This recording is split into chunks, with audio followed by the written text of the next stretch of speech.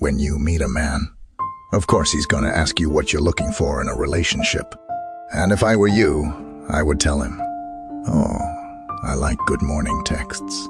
I like good night texts. I like it when I get flowers once a week. I admire a guy who tells me every day how beautiful I am." No, stop. Of course you're not gonna do that. Because you know what's gonna happen. For the next 3 weeks or 1 month, you will get your good morning texts every morning, your good night texts every night. He will tell you every day how beautiful you are, and you'll get your flowers every Friday, because he wants you to like him. But if you are smart, you're not gonna tell him exactly what you want. Let him figure it out by himself. But what you should do, you should give him a little hint.